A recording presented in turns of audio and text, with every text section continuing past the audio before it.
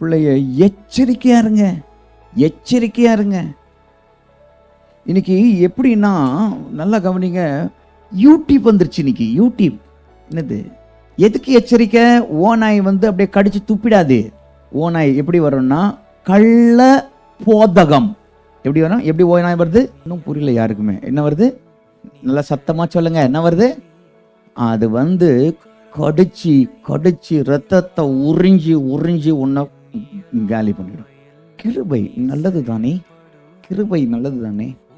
ஆனா கிருபை ஆண்டுடைய இரக்கம். பாவம் கிருபை. ஆண்டவர் தான், நீ உபவாசம் எடுக்காத. ஏசப்பா தான் உபவாசம் எடுத்துட்டார்ல, நீ அதுக்கப்புறம் நான் உபவாசம்? கள்ள போதகம். இதை பார்க்கறது இது அப்படியே.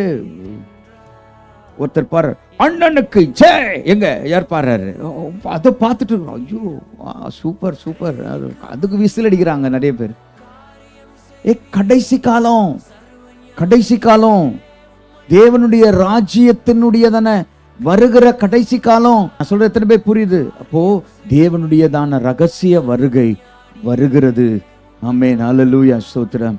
அவருக்கு முன்பதாக ஓடுகிற பிள்ளைகளாக நாம் இருக்க வேண்டும். ஆமென். நம்முடைய வாழ்க்கையில நம்முடைய சீரழிக்கிற காரியத்திற்குள்ளாக நாம் சிக்காதபடிக்கு கவனமாய் இருக்க வேண்டும். கர்த்தர் சபையில கொடுக்கிற ஆகாரமே போதையா, அங்க வருவாய் இங்க வருவாய் இல்ல.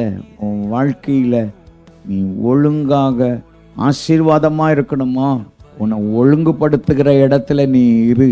உன்னை தாழ்த்து, உன்னை அர்ப்பணி, உனக்கு ஆசீர்வாதம் கிடைக்கும். இங்க ஜெபம் இருக்குது, இங்க முழங்கால் போட்டு ஜெபம் பண்ணு. கண்ட இடத்துக்கு ஓடாத. இங்க ஜெபம், உபவாசம் ஜெபம் இருக்குது, வா ஜெபம் பண்ணு. பிரதர் சொன்னார், பாஸ்டர் எனக்கு இந்த மாதிரி செகண்ட் ஸ்டேஜ், எனக்கு லிவர்ல பிரச்சனை. நான் சொன்னேன், கர்த்தருடைய பிள்ளையா, ஆண்டவர் ஆசீர்வதிப்பார், பிரச்சனையே வராது, ஜெபம் பண்ணுவோம், அற்புதம் செய்வார். நேற்று சொல்றாங்க, பாஸ்டர் நான் செக் பண்ணேன், எனக்கு அது பிரச்சனையே இல்லை அப்படின்ட்டாங்க. பிரச்சனையே இல்லைன்னா கர்த்தர் ஜெபத்தை கேட்கிறாரியா. நீ அங்கங்க ஓடாத. தேவ சமூகத்துல இங்க ஜெபம் இருக்குது, வா. 1 மணி நேரம் அழுது உட்கார்ந்து ஜெபம் பண்ணு. எச்சரிக்கையாயிரு, சபையில எச்சரிக்கையாயிரு.